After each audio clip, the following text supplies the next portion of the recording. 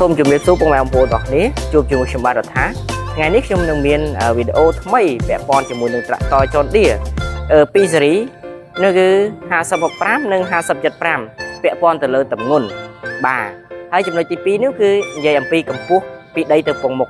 បាទអញ្ចឹងកុំឲ្យខាតពេលវេលាយូរតោះទៅតាមទស្សនាជាមួយខ្ញុំបាទទាំងអស់គ្នាបាទសម្រាប់ត្រាក់ទ័រ5065និង5075E ពី model នេះគឺមានទម្ងន់ត្រឹមតែ2435គីឡូតែប៉ុណ្ណោះបងប្អូន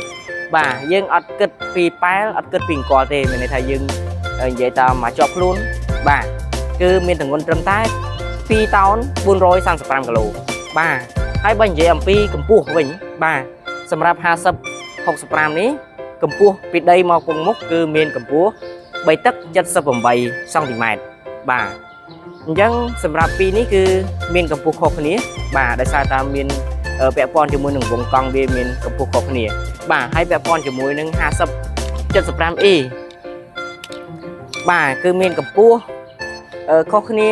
បន្តិចបន្តួចទេបាទគឺមានកម្ពស់4តឹក29សង់ទីម៉ែត្របាទមានកម្ពស់ខ្ពស់ស័ក្តិសមសម្រាប់ពុកម៉ែបងប្អូនតម្រូវទៅលើប្រភេទដីចម្ការបាទអញ្ចឹងសម្រាប់វីដេអូនេះខ្ញុំបានមានតែពីចំណុចនេះទេសម្រាប់ចែកជូនទៅដល់ពុកម៉ែបងប្អូនទស្សនាបាទជាចុងក្រោយ